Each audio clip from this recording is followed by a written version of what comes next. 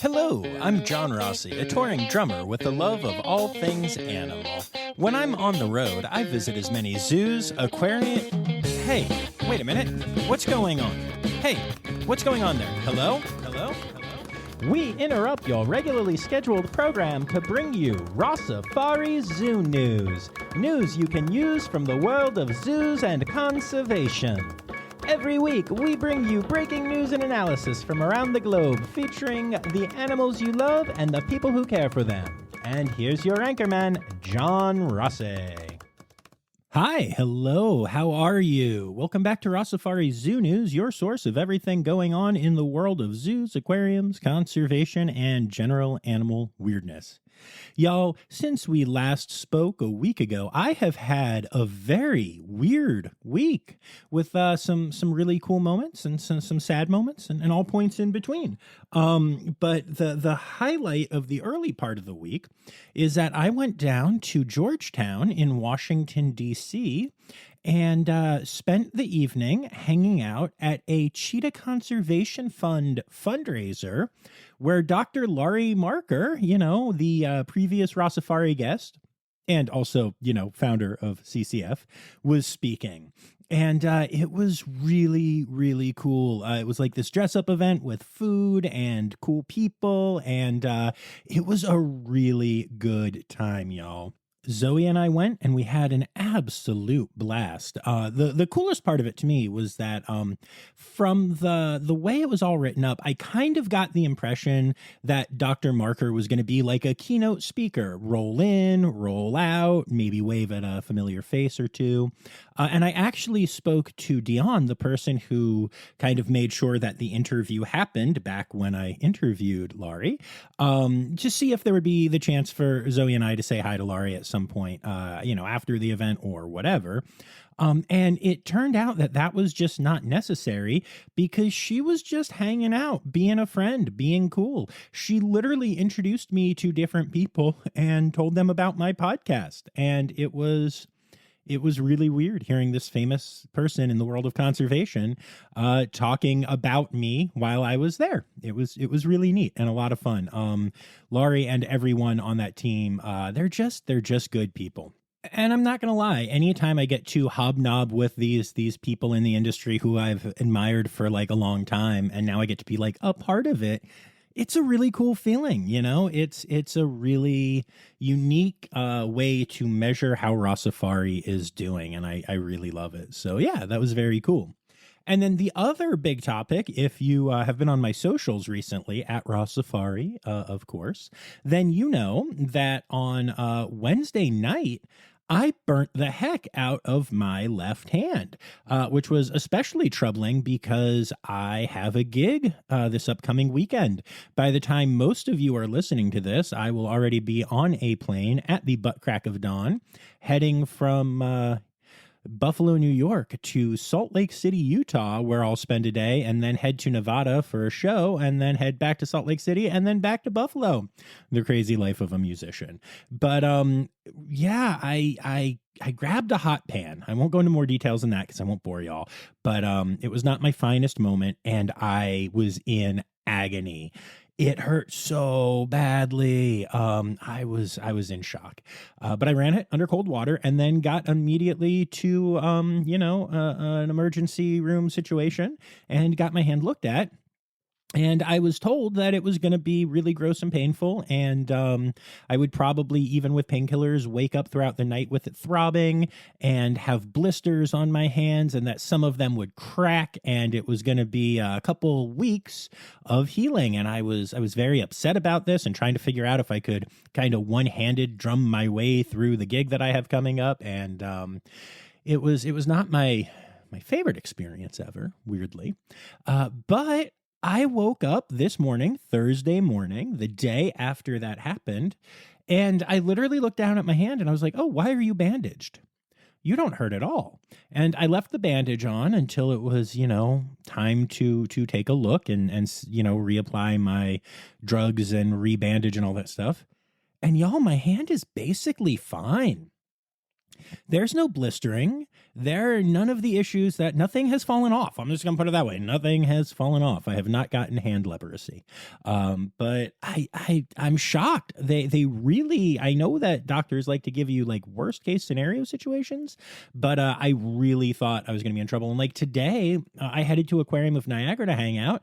And during the sea lion show, I was like leaning on the railing with my hands, pressing up against the railing, and didn't even realize until I was like, oh, I should probably be careful just in case. But like, no pain, no issues, some minor irritation in one or two spots, but like, yeah, I got off easy. I think I got away with one, y'all. So we'll see how it is in another day or two, and especially flying and if I choose to drum with it or not. But I'm pretty stoked to say that it seems to have turned out okay. So yeah, those are my personal updates. And other than that, it is, time for another episode of Rossifari Zoo News. So if this is a new thing for you, it is a crowdsourced zoo news program. And if you're interested in helping me out, you can send me stories, either tag me in them at Rossifari on socials, at Rossifari Pod on TikTok, or email them to me, rossifaripod@gmail.com. And whether I use your story or not, I will say your name at the end of the episode to thank you if you submit a story or many stories to me. Lots of you send many stories. And I just want to say this is another one of those weeks where so many people submitted so many amazing stories that I just couldn't get to them all. So if you don't hear yours, that's why. I apologize. But I mean, honestly, that's always the case. If you ever submit a story and don't hear it, that's why. But this week was especially impressive. Thank you all for submitting, and I truly do love you all. And you may hear some of the stories next week, depending on what that week looks like, because there was a lot of really interesting stuff, especially in the conservation news area. And as a matter of fact, I want to take a moment in particular right up front here to thank Anya Keene, who sent me a ton of super interesting stories this week. A lot of them didn't make the final cut of this episode just because, like I said, I had so many, but I read them all and they were truly fascinating. And I could do an episode just of what Anya sent me this week. Honestly, it's super meaningful. So thank you, Anya. Thank you to everyone who submitted. You'll all hear your names at the end, but yeah, it's been a cool week for stories, y'all. So enough talking about me. Let's talk about said stories. 1, 2, 3, 4. Ow, that's a funky monkey, tree kangaroo, or a binturong. It's Zoo News. Yeah. All right, so we're going to start off like we usually do with our births and deaths, and of course, starting with the births. Only have a couple to share this week, but I'm going to start off, since we don't have a lot of individual ones, by being a little naughty, and I'm going to share some news that I can't officially share. But for all you red panda lovers out there, you know that birthing season is pretty much over. But it turns out that at least 2 facilities that I know of had multiple cubs this year that they just haven't announced. Now, I can't say where, so please don't ask. And yes, that includes those of you who DM me asking for inside scoop. Y'all are troublemakers, and I love y'all. But in this case, I really can't share. But there are at least 4 more red pandlets in the U.S. population than we have heard about so far. 2 of them will be heading to new zoos in the coming months, so I do wonder if they will be announced at that time. I'm not really sure why the zoos in question decided to hold off on announcing, but they are both incredible facilities that I love and respect. So I know it's nothing shady. Now, I did mention it's 2 facilities and each had a pair of pandlets, but there may be others that I don't know of, which is why I was kind of vague on the numbers at first. But the 2 that I know about are really great places. So I'm excited for these pandas to hit the general consensus knowledge world thing. That went well. Yeah, but I'm excited that they're out there and joining the population. So pretty cool stuff.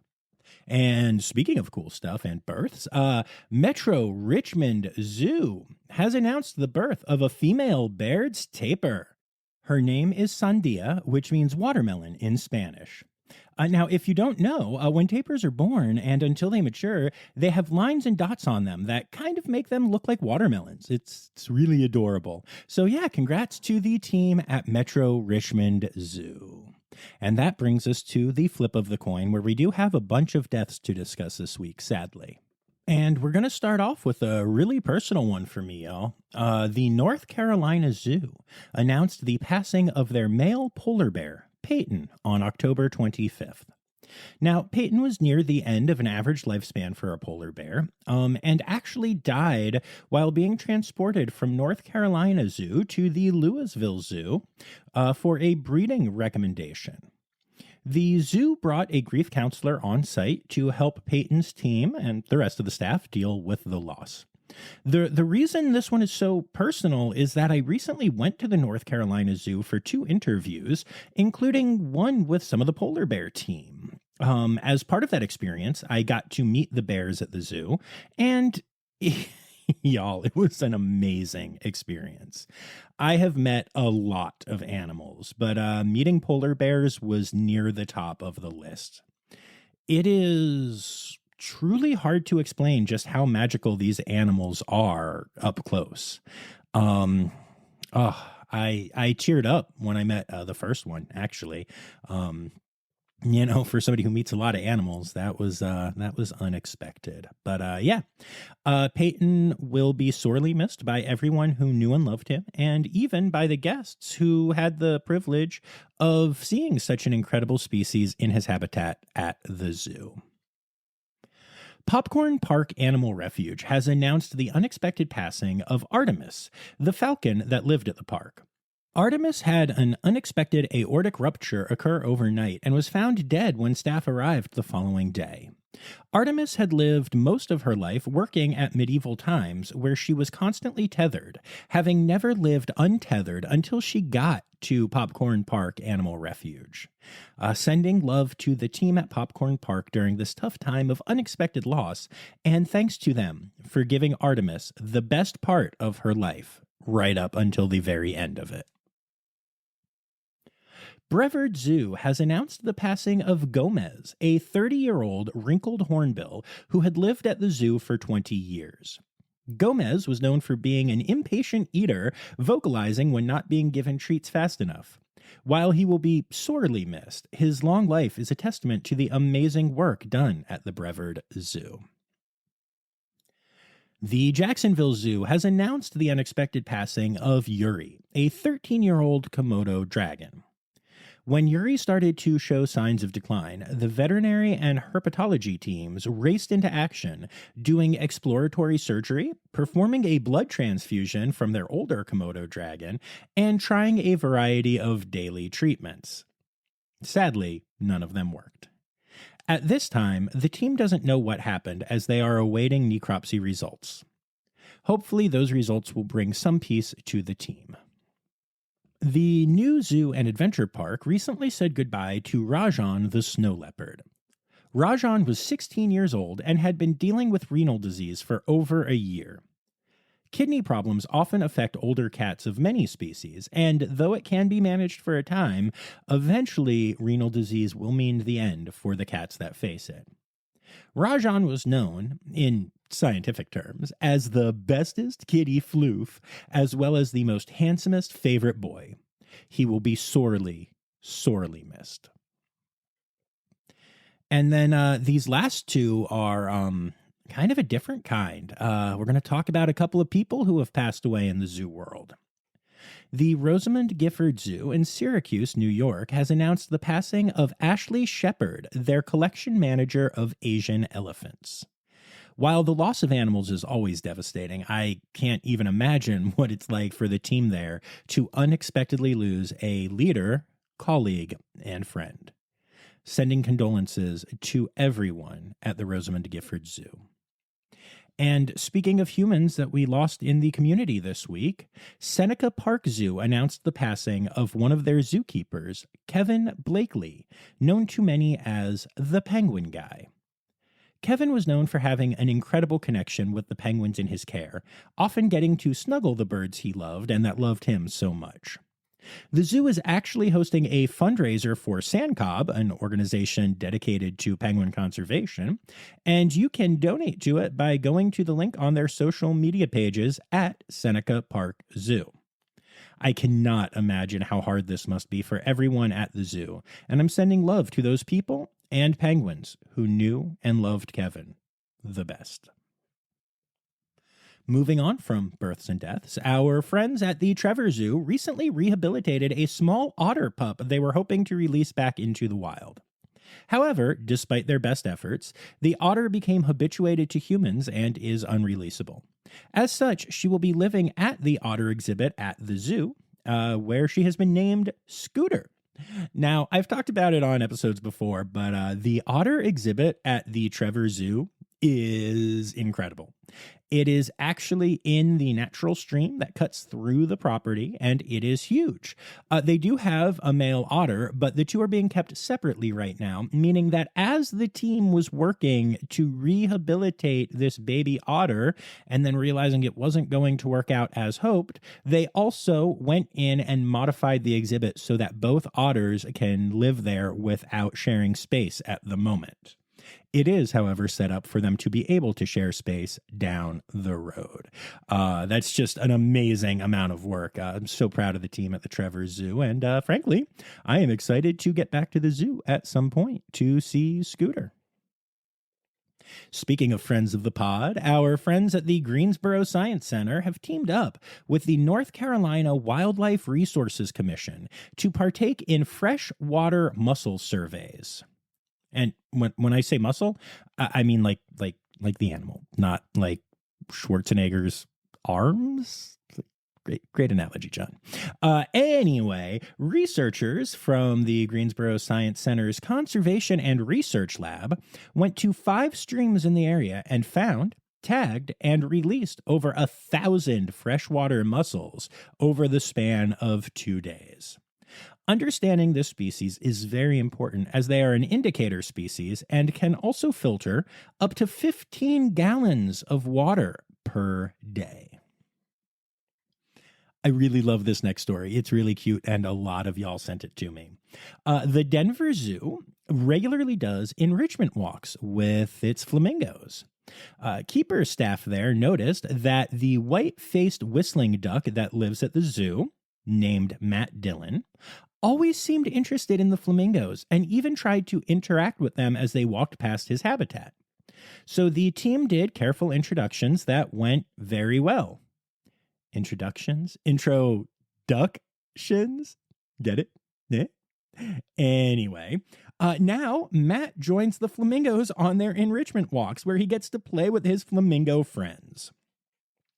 Now, I love this story not only because it is adorable, which it is, but because it shows how much care the keepers put into making Matt's life, just a little bit better, despite it taking time and effort to make sure the introductions went safely and that he was trained for the walks and everything. Now, I know that, zoos do that kind of thing, but usually it's for breeding purposes or for creating a multi-species exhibit or making an animal into an ambassador or whatever. They did this just because the staff there realized that he seemed to like these flamingos and wanted to make his life even better than it already was. This is just a quality of life thing for the duck. And that's just awesome. So major props to the team at the Denver Zoo for putting in the effort, taking the time, and making this duck's life just a little bit better. The Minnesota Zoo has announced that 2 orphaned northern sea otter pups that were rescued by the Alaska Sea Life Center will be joining the sea otter raft there. The pups, or as I like to call them, sea otlets, are named Denali and Nuka, and they are just adorable. I highly recommend checking out the Minnesota Zoo's social media pages to take a gander at these little sea otlets. All right, so for this next story, which I'm actually surprised I let go so low in zoo news, I'm excited to tell y'all that the Staten Island Zoo has announced that they will be opening a brand new red panda habitat in the future. Now, the exhibit is currently only in its design phase, so it'll be a while before red pandas join the zoo, but they're coming to Staten Island. I think that's just awesome. On a completely unrelated note, I will have to make my way to the Staten Island Zoo in the future because reasons. But actually, I have to say, I think it's so funny whenever I see like a drone shot or a flyover shot of New York City, whether it includes Staten Island or whatever, you always see Central Park and stuff. And I always just love knowing that there are little red pandas tucked away in Central Park and in the Bronx and in Prospect Park and now soon in Staten Island. And that, there's just this little area where you can go, actually a couple areas where you can go and see red pandas and sea lions all that stuff on this island that is just the insane New York City place with the bajillion people and all the craziness. Every time I see one of those overhead shots, I just have to smile knowing that the WCS zoos are there and the Staten Island Zoo is there on Staten Island, just doing the thing and having wildlife in a place that is the least wild in the country, at least when it comes to, the wildlife that we're talking about. Possibly the most wild in other ways. But I digress. And speaking of pandas, to get back on track here, but in this case, I'm actually talking about the other pandas, panda bears. The National Zoo has announced that their giant pandas will officially be leaving by mid-November, meaning that the final countdown is on if you want to go see them before they depart. Actually, the day after going to see Dr. Marker, Zoe and I, along with our friend Sarah Jane, made sure that we went to the National Zoo to go say goodbye. And I have to admit, even though I knew this was coming, it was really shocking to realize that this thing that's been there since I started to fall in love with animals is not going to be there anymore. The first stuffed animal that I ever had, the one that was given to me like right when I was born, it was a stuffed panda bear, and I've always had an affinity for them. And as much as I have picked on them over the years because red panda and panda bear have the same panda name, and it's a lot of fun to be goofy about that, the truth is that it's really hard to picture the National Zoo without them. As a matter of fact, not only did our friend Sarah Jane join us, but my mother and father came down to the zoo specifically to say goodbye to the panda bears as well. It's an iconic thing. They used to take me there as a kid. I hope that whatever has led to this decision in China gets reversed in the future and we're able to get panda bears back in the country. But yeah, that era of them being at the National Zoo is almost over. And I, for one, am very glad that I got to go and say goodbye. The Phoenix Zoo has announced that they will be opening Predator Passage on November 20th. The exhibit will feature African lions, Amur leopards, fennec foxes, meerkats, red river hogs, spotted hyenas, and Ruppel's griffon vultures. Huge viewing windows and a 20-foot-tall Predator Passage tower provide incredible views of the animals from different vantage points. I cannot wait to get back to Phoenix and to go check it out. And speaking of zoos that start with the letter P, I'm so good at transitions. Anyway, Prospect Park Zoo in New York City has updated the public on the situation they are facing after taking serious damage from Tropical Storm Ophelia. The park remains closed, though all animals and staff were safe during the storm. The zoo-wide power and heating systems were destroyed, however, so the team is working on not only restoring those systems, but also doing so in a way that will protect them from future storm damage. So it may take some time until Prospect Park Zoo is open again, but they will reopen eventually and come back stronger and more prepared than ever before. And speaking of closures, the Ross Park Zoo has announced that it will be closed from October 30th through November 9th as they take down the lanterns from their Illumination for Conservation Festival, with the zoo reopening on November 10th. That's 11 days. Tell you what, that must have been a heck of a lot of lanterns, y'all. The San Antonio Zoo has announced a $1 million gift from the Greg Kowalski family, which will be put towards the first phase of the zoo's new master plan, which includes a new entrance, state-of-the-art gorilla habitat, and a new 500-person capacity events center. Man, $1 million from the Kowalski family. They are a family that has a long history in San Antonio and is known for their philanthropy. I love this so much. $1 million for a zoo, right as they're embarking on this huge campaign to continue to improve. Very cool. On a side note, if I have any listeners who know the Kowalski family and could talk to them about my Patreon account, I wouldn't complain. Anyone? No? Okay. Anyway, moving on. I do love when zoos do sporting bets. And this year, the Phoenix Zoo and the Fort Worth Zoo had a fun wager about the World Series played between the Arizona Diamondbacks and the Texas Rangers. The zoo in the state of the losing team, in this case Phoenix, agreed to name a diamondback rattlesnake after a player on the winning team. Texas won, and so the Phoenix Zoo was supposed to name a diamondback after a Texas Rangers player. However, inside sources tell me that they have just named the snake in question Ranger after the team. So I don't think that counts as welshing on a bet, and I doubt that the Fort Worth Zoo will make a stink. But yeah, you can now go and see a diamondback named Ranger because the Texas Rangers won the World Series. And from winners to losers, our last story in the Zoo News segment this week is about Doc Antle, a name you may remember from the Tiger King series. He has been found guilty of 4 felony counts of buying and conspiring to traffic endangered animals. He is banned from owning and dealing with exotic wild animals for 5 years, which seems short to me, actually, but it's better than nothing. And he was also given a suspended sentence of 2 years per charge.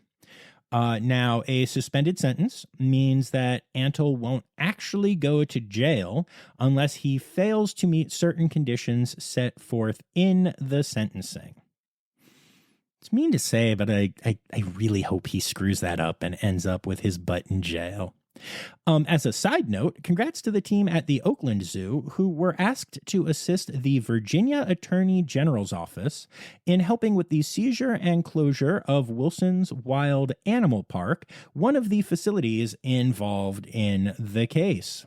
The Oakland Zoo not only helped put Doc Antle behind bars, so to speak, because suspended sentence, but also has reaffirmed their commitment to help take down any other roadside zoos that allow cub petting and all of the gross things that you might have seen if you watched Tiger King.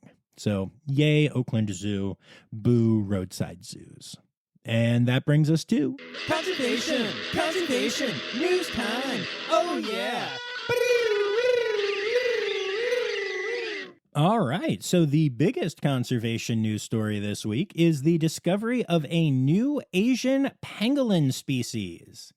A team of researchers at Yunnan University discovered the species known as Manus mysteria, which also sounds like a Marvel Comics supervillain from the 60s. Peter Parker as the amazing Spider-Man goes up against Manus mysteria. I'd read it.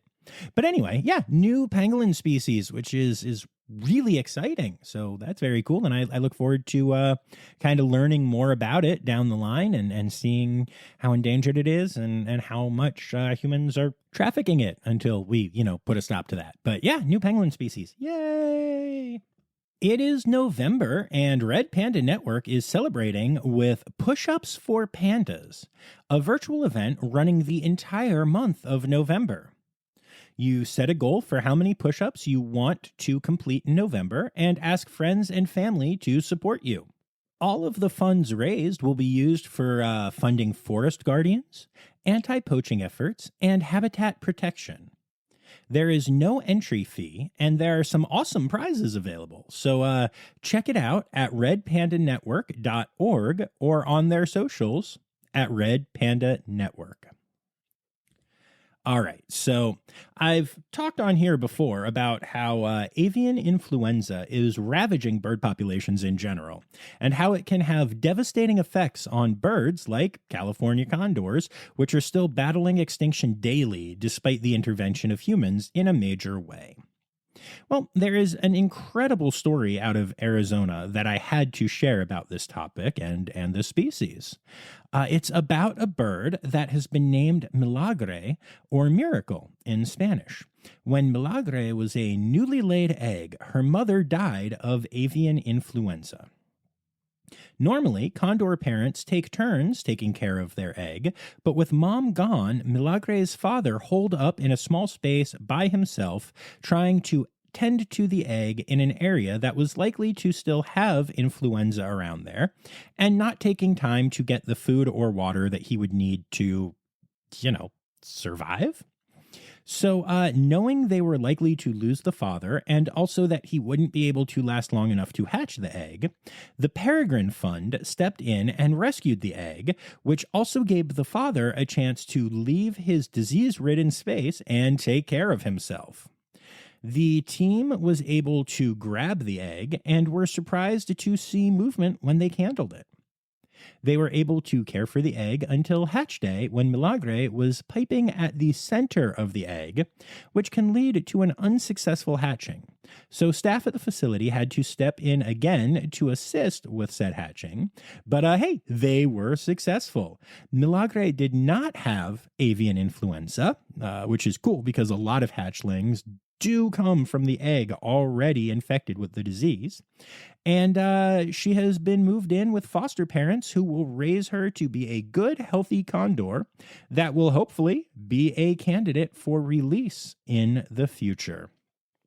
So as the avian influenza disease has been decimating this population, with scientists estimating that it has been set back at least 10 years in the recovery efforts just from one major wave of avian influenza, and with more waves expected in the future, this one tiny miracle baby really has become a symbol of hope for the people involved in trying to save this species, which I just love so much.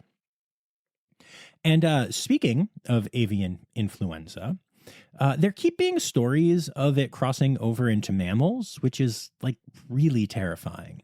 But so far, these stories have mostly been isolated events. But some bad news. Lab results have confirmed that a recent mortality event in elephant seal colonies in Argentina occurred because of avian influenza. Now, this cycles back to the One Health initiative, which is something we've talked about on here before. But basically, it states that we all need to work together to study and understand all diseases out there because the healths of all species on the planet are interconnected. So yeah, elephant seals dying from a disease that is only supposed to affect birds is not my favorite thing in the world, but hopefully we can figure this out soon. There are some vaccines that different companies are working on and stuff, and it is a major issue right now. So fingers crossed, y'all. And while we're talking about some of the sadder news and conservation news, one of my favorite things to say in this segment is people are the problem. Which is true for just so much of what happens in the world of conservation. And this next story is a great example of that. So in Uganda, tourists pay between $600 and $700 to get wildlife tracking permits that allow them to track and then spend an hour with human-habituated mountain gorilla families. The money goes to conservation work in the area, as well as to helping local communities near the gorilla parks. Sadly, 14 staff members of the Uganda Wildlife Authority have now been suspended on suspicion of selling fake permits and diverting the money away from conservation and into their own pockets. People in the area are reported to be unsurprised, stating that this is just the latest of many illegal activities happening at the agency. And, going back to the money use that I was talking about for a second, if anyone listening is surprised that some of the money goes to the community instead of to saving the gorillas directly, these are communities that are actually on the forefront of gorilla conservation and that have to change their way of life and make many sacrifices because of their proximity to the protected gorillas. So this is a way to make that financially viable for this population of humans. It's really interesting to see how much taking care of the finances of humans around endangered animals actually really helps save endangered animals. Unless, of course, it's corrupt government officials taking that money for themselves, which is less good. But we'll end conservation news on a happier note. California Governor Gavin Newsom has signed the California Ecosystem Protection Act into law. Amongst other things, this places a moratorium on the use of diphacinone, a toxic rat poison that often kills mountain lions and other wildlife when they eat the dead rodents that ingest it or ingest it themselves. This is a huge win for California wildlife. And that brings us to... It's time for other news. It's time for other news. Hey, now, right now, it's time. It's time for other news. Hey, it's a segue to the part called other news. All right, so there are some pictures online of a pure white echidna found in Tasmania. It is really gorgeous, so I highly recommend Googling that and taking a look. But yeah, experts say it is a super rare condition, but it does happen. Because of the picture angles, it is impossible to say whether it is an albino echidna or a leucistic one, but it is definitely one of those two things and pretty darn white. So go check it out. And for this next story, we turn to a new guest host on this podcast. Me, but from the past. Back when I was afraid of spiders and convinced they were all trying to kill all humans. So let's hop in my time machine and head back to pre-Rossifari John. Okay, y'all, listen. Spiders are trying to kill humans. I am convinced they are amassing an arsenal of things like machine guns and flamethrowers. But now they have found a new way to attack. According to a press release from Death Valley, a motorcyclist was injured when he crashed into the back of a camper van that slammed to a halt because a tarantula was crossing the road. They have figured out our traffic patterns, y'all, and they are using them and our humanity against us, people. This is serious. Serious, I tell you. The two people driving were from Switzerland, a nice place filled with nice people. They may be studying our culture and using it to their advantage. It's the beginning of the end, people. No, wait, come back. I'm not done yet. Come back. Sorry about that. Anyway, let's move on to a cuter story. One that I didn't record in the past. All right, so after my amazing collaboration with Trainer Talks and Tales came to an end, I needed to make sure that I had some good Australian content. And actually, Daisy has tagged me in multiple Zoo News stories, so yay that. And I'm excited to share this one with y'all. So a missing sheep was recently found in Australia. And you may think that's not a newsworthy story, but it turns out that this sheep had been missing for 5 years and had taken up residence with a mob of kangaroos. The sheep, which is named Sugar, was seen and eventually taken in by Forever Friends Animal Rescue after being fostered by the kangaroos for 5 years. And when the rescue gave Sugar his first shearing, they removed 28 pounds of excess woolen coat. 28 pounds. Amazing.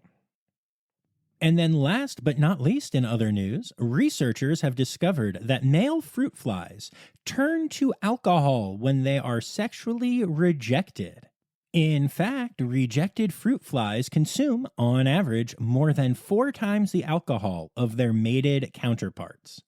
I guess this puts a whole new meaning to the term barfly. Animal, animal, animal holidays. Animal, animal, animal holidays.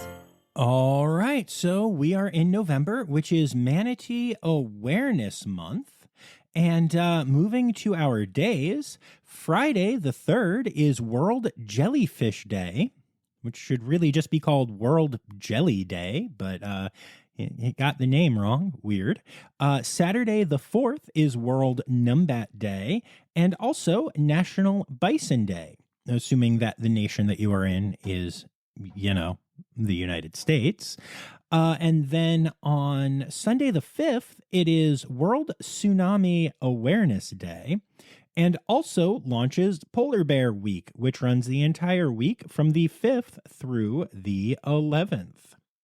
Then on Tuesday, November 7th, it's not only Election Day in the U.S., but it is International Land Snail Day and National Hug a Bear Day. In this case, you're meant to hug a stuffed bear. Don't do anything stupid. And those are your animal holidays for the week.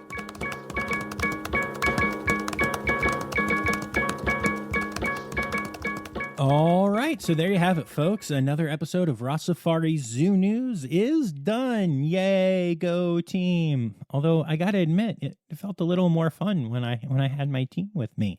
I miss Daisy and Tess, y'all, and I bet you guys do too. So make sure that you go and follow Trainer Talks and Tales, the amazing podcast that they put on. It was very hurtful for me to see that they have another guest on this week, but I guess I can't just be their forever guest. So, no, but go check out that amazing team. And if you somehow don't know what I'm talking about with this collab, go listen to my last 3 episodes, as well as my episode of Trainer Talks and Tales, where I was the guest. It was a lot of fun. Speaking of ways that you can support cool people, I'm a cool people, so you can support me and this podcast by going to patreon.com/Rossifari, and for as little as $3 a month, you can help support the podcast. I'd like to say thank you to all of my patrons, especially my Red Panda level patrons, Dr. Laura Schenk, Dr. Stephen Williamson, and Barbara Bennett. I'd also like to thank everyone who contributed stories this week, including Anya Keene, Colleen Lenahan, Kim Cooley, Carrie Kirkpatrick, Kevin Williams, Elizabeth Dunlevy, Sam Stock, Lisa Clare, Jay Meredith, Kristen Khalil, Sam Evans, Emily Rockbuck, Dr. Laura Schenk, Marianne Rossi, Daisy Barrett, Cassandra Ray, Ken Tryon, Kay Malinsky, Allie Malinsky, it's the Malinskys, Jacob Zinn, Chris Gross, Karen Musklau, Crystal Chapman, and Barbara Bennett. Thank you all so very much for contributing to this week's episode. And remember, friends, the words Newsy credits backwards are Steider Kiswen. The Rossifari podcast is produced, hosted, and engineered by John Rossi. Editing and fact-checking by John and Dr. Zoe Rossi. Our theme song is Sevens by Nathan Burke, performed by Nathan and John. Interrupting John theme and additional voices by Taylor Isaac Gray. You can reach John directly on Instagram and Facebook at Rossifari, or by email at rossifaripod@gmail.com. Rossifari is part of the Daydreamer Media Network. Now, stop listening to me and go visit a zoo.